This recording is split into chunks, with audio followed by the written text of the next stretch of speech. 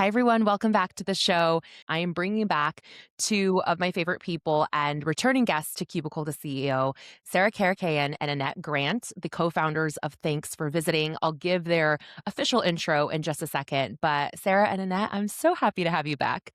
We are Thank thrilled and you for honored. having us. We love it. We love talking with other women about business and numbers and investing and growing their wealth. So we feel right at home with you. Thank you. And I was telling you too before we hit record, when we were thinking through this series and mapping it out, we knew we wanted, a perspective on real estate as a means for divesting some of your business profits as a, like you said, a channel for growing your wealth or a money multiplier. And immediately you two were the first people who came to mind. I was like, we have to get Sarah and Annette back. So very excited for you guys to join us. For those of you who haven't met Sarah and Annette before, first of all, listen to their previous episode on our show. We'll link it below in the show notes. But Sarah and Annette, like I said, are the co-founders of Thanks for Visiting and the creators of Strategic Host, a coaching program that has helped over 1,000 short-term rental hosts run their properties like real businesses, with members collectively generating $4 million plus in monthly revenue. I actually had not heard that stat before from you guys, so I was blown away. Like, seriously, huge congrats to you all and your community. That's incredible. That's like life-changing business and really fueling, local economies. And in addition, their podcast has over 3 million downloads. Their YouTube channel drives more than half of their new clients. And prior to launching Thanks for Visiting, Sarah built and sold a $5 million plus short-term rental property management business. So very impressive resume. Clearly, you two know a thing or two about real estate and short-term rentals. I think today's case study, right, on how you guys have used some of your business revenue or profits from Thanks for Visiting to open a glamping retreat called Rich Hallow Retreat, and how that's generated six figures before you even open to guests. Just to provide an additional layer of context, I know you two have previously partnered on other short-term rental properties that you own as part of a portfolio. I just want to make sure, is this glamping retreat, the Rich Hollow retreat, is this like just the newest STR addition to that portfolio? Or have you like removed yourself from that previous portfolio and this is now your main STR property? I mean, this one doesn't compare in size at all to our previous project. So it's a portfolio all its own. It's 134 acres. There are going to be many phases. So this is in addition to what we've done together before. Mhm. We still have our portfolio together. In this venture, it's still Sarah and myself, but we've added some additional strategic partners on this project. That makes sense. I think my initial question is, since you've already built a very successful STR portfolio, you kind of have your tried and true like Airbnb style properties, usually like single family residences and whatnot. Why make the drastic change into taking on, like you said, a huge undertaking, right? Like over 130 acres.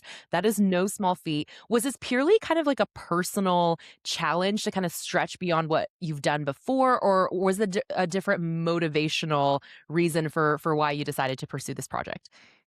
I'm actually excited to hear Annette's response. This is probably something we should have. I don't even know if I could go back to a time and share with you, Ellen, that we've actually had this exact conversation. So I'm just being honest with that.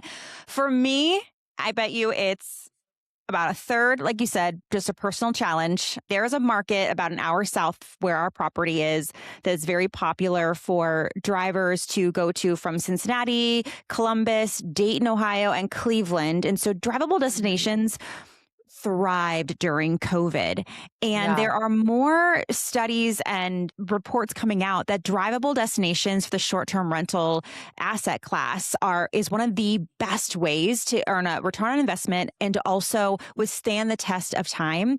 And all of our properties are in metro settings. And so to diversify this asset class that Annette and I are experts in, it made sense to me to get out of the metro market, to go down an hour south, to really be a part of that growing economy. And people really want experiences, not that you can't get that at our metro properties, but obviously going into nature and being able to serve these other large metropolitan areas, I believe for Annette and me was a really smart wealth building move. So for me, it was like challenge, but also a strategic next step into going into something a bit bigger, a little different. And I really believe in being a practitioner to what we teach. I understand that there are a lot of coaches out there that kind of did the thing and they coach for years. But for me, The real estate's always changing, hospitality is always changing. And so to be in the game still helps Yeah. me be a better coach too and leader in this space. So that was important for me to always be learning and in it with our clients. So that's my reason. And I don't know if you could fill in any gaps there, but I agree with everything Sarah just said. And in addition, for both of us to truly develop something. So Mhm. we are septic, the all of the things that the roadways, that's a layer deeper that we haven't had experience with. And like Sarah said, to really, I guess pun intended, get in the trenches and understand from the ground up. And quite truthfully, like they're not making any more land. Mhm. Uh, and it feels very solid. There is this feeling that comes with the amount of land that we purchased. It sparks our creativity. It sparks this level of a different investment that we Mhm. haven't. So it's stretching us, but it's interesting. It's stretching us, but it feels very stable in that it's a purchase of land. And so, interestingly enough, we're in the online space, but we made this really like old school purchase of acreage of land, not just Yeah. a smaller patch, within a community. So the feeling that comes along with it is very, very different. And so we're excited about Mm. that portion of it too. I love that for so many different reasons that you guys just shared. I think what's interesting too is well, two things to consider here for our listeners. One, you do run a very successful coaching and media business, a very well-known brand in the short-term real estate industry and real estate at large. Like I know many of my friends who are not even in STR have heard of Thanks for Visiting. So huge kudos to what you two have built. I'm curious for our listeners' sake when they're thinking about this conversation, if they're like, okay, you already have a really successful business that's, returning great results, why allocate the capital, let's say, for a big venture like this versus just pouring it back into the business for further growth? Do you have a specific reason for that, or is it more so just general diversification and all the other reasons that you just listed for what appealed to you in this particular project? for me, wealth building it all comes down to owning a business. Real estate is a great wealth building vehicle, but you have to run it like a business for it to have those returns that you set out to get from it, right? You can't just buy it and then all of a sudden you're wealthy. Like you've got to run it like a business. So to that point, Thanks for Visiting is a successful business. That being said, it's important for me to diversify. I think any business owner also has, whether they're in the stock market or Mhm. they're lending their money out to other businesses that they believe in or buying real estate, whatever their chosen path is. That's what I've grown up aspiring to build for myself and my family. And so I would absolutely have no problem putting all of my eggs in the Thanks for Visiting basket. And I would say 90% of them are, but Yeah. having that diversity. And then, of course, layering on, like I mentioned before, being able to report back to our clients what we're doing to be stewards of our Mhm. education and to lead the way and to try new things out and be a part of all the developing aspects of the short-term rental world is this benefit that is hard to get anywhere else. So for me, it's diversification, and real estate's always been my chosen pathway. And so it doesn't feel like my time is uh, taken away from the 40 hours that I put into Thanks for Visiting, maybe even less because we're so tightly run. And we're also doing this right from the beginning. Just today, we were talking about our first hire of a general manager for the property, right? We're not going to try to operate this thing ourselves. We are Yeah. truly investors in this. And I think people can get it twisted because you shouldn't be doing all the things if you want your business to succeed. But I do feel Annette and I are in the right spot with Thanks for Visiting. We have so many years, both of us over a decade in operating short-term rentals along with our partners, that this just feels like this wonderful creative project. Don't get me wrong, a lot of ups and downs, but it doesn't feel like a heavy lift or it's holding me back from Thanks for Visiting at all. I think an important part too is to us, this is compounding Mm. the profits from Thanks for Visiting. So Yeah. we would not, Sarah and I have actually looked at a few other businesses that have come our way that were real estate adjacent Yeah. and did some talks about acquiring them, but then we were like, wait, we're just buying ourselves another job there. Mm, This, however, it flows together because we've already been thinking about, Ellen, having thanks for visiting retreats mm, potentially at the property. There are so many things where they're lockstep, they're hand in hand, because we would encourage anyone, if you're going to diversify and purchase another business, do not make it. Some people want to be really diversified. They want something brand new. And we would say, stop. We actually, when people tell us they run 3 or 4 businesses now, we say, no, you don't. Like, no, you don't do it well. You might own them or run them, but there's no way you do them well. So for us, these are lockstep. They aren't big pivots into a completely different industry. And honestly, we can use every single one of our connections from Thanks for Visiting mm. in Rich Hollow Retreat, from lending to our partners in our property management software to people that have sponsored our podcast. Like, they can work hand in hand together. So that's one of the things where it compounds the wealth of both of them together instead of being separate and trying to do their own thing. Right. No, that flywheel, like That's the word I was self-feeding, looking for, right? yeah, ecosystem, it makes complete sense. I'm trying to remember who I was either listening to content from or talking. It doesn't matter, but like the point of it is it's kind of like expansion through acquisition of, like you said, feeder businesses, right? Like if I were to buy a business that melted into my current business, it's like I could buy a podcast production agency. Mhm, And then mhm. it's like one of my expenses in this media company is now being covered by that company. And so I see the synergy of what you're saying. And I think that's really smart. Before we get into the actual mechanics of this particular deal and the numbers, I am just curious, like in general with your investing thesis, do you have a certain percentage of thanks for visiting profits or personal profits allocated each year to invest in new real estate ventures and properties? Is it a certain percentage? Is it a certain dollar amount? Or is it like not every year you're necessarily looking at just kind of if the right opportunity comes across your plate? I'm just curious, like what percentage goes towards real estate? Well, we used to have these goals like that, Ellen. Sarah and I have gone back and forth, like, okay, maybe we'll take a percentage and each month of our profits, and at the end of the year, we'll buy something. Yeah. We've had thoughts of like, maybe we take all of our YouTube uh, money and, we invest that. But honestly, we haven't. It's more being ready when the opportunity crosses our desk.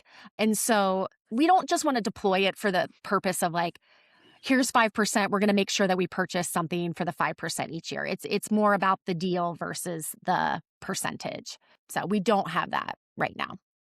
I love that. Thank you for explaining that. Let's get into this particular deal then. So, obviously, very exciting opportunity. You referenced that you have some outside partners or investors that are part of this project. Could you maybe start there and then we'll talk about like what the initial investment was, how that was funded, all that. But like let's start with like maybe like the makeup of the team. Yeah, I'll jump in there. Then Annette actually is she leads up our money for the project. So I'll let her talk about the money part. Annette and I met at a city council meeting prior to COVID when I just moved to Columbus from New York City. We started short-term rentals in New York City. I saw the red tape on the wall, left New York, found a market where there was a lot of room for growth. And also short-term rentals there were some favorable rules around it. Mm, However, right when I moved, they were suggesting some pretty stringent rules around operating short-term rentals. So I showed up to city council and sat next to me was Annette Grant. In addition to that, a couple came also to the city council meetings, Mike and Ingrid. And I'll never forget, Ingrid had this baby strapped to her, and Mike was chatting with everyone. He's very much a social butterfly. And I had started talking to them, and they had 15 giant properties in downtown Columbus. And I just remember thinking, like, these are the kind of people that I want to surround myself with because I had left New York City.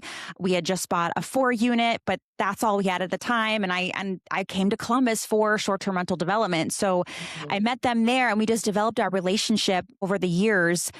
during COVID, Mike called Nick and was like, "Hey, I saw this piece of land on some website." And Nick's my husband.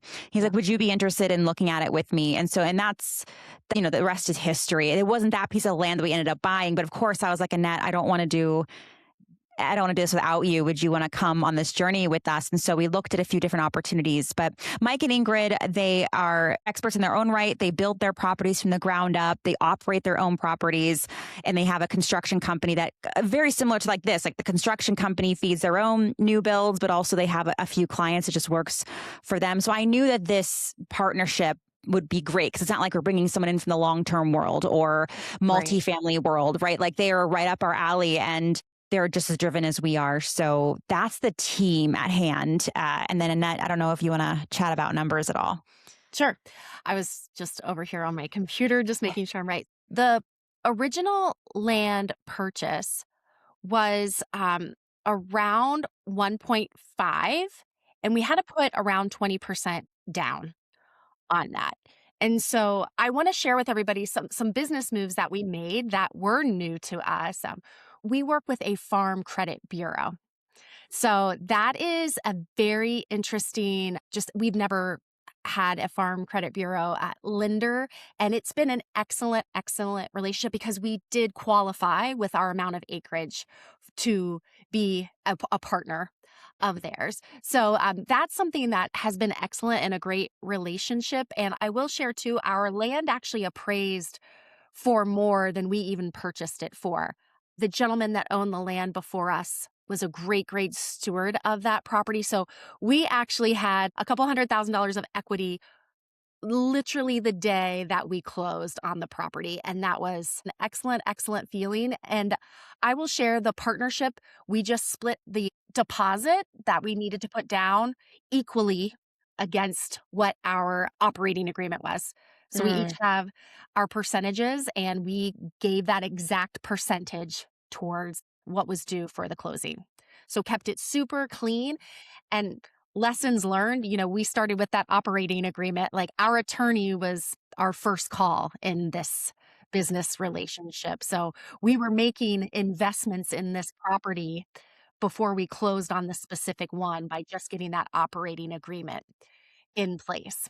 In the spirit of transparency, I do want to tell everyone, because this was a big deal to us, we actually walked away from this deal.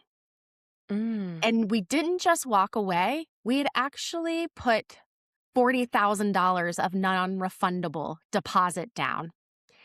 And we thought we were comfortable. We put down our non-refundable deposit.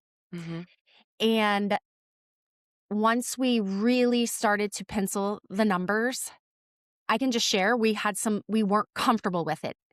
And us giving up the 40,000 paled in comparison to what we could have.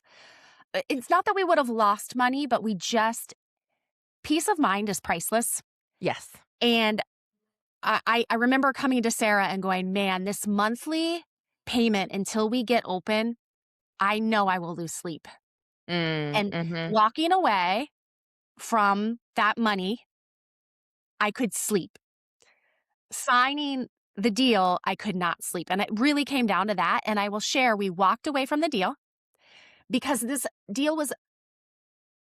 To hear the rest of this episode and unlock weekly subscriber-only content and community access, join us as a premium subscriber at cubicletoceo.co/podcast. The link is below in our show notes.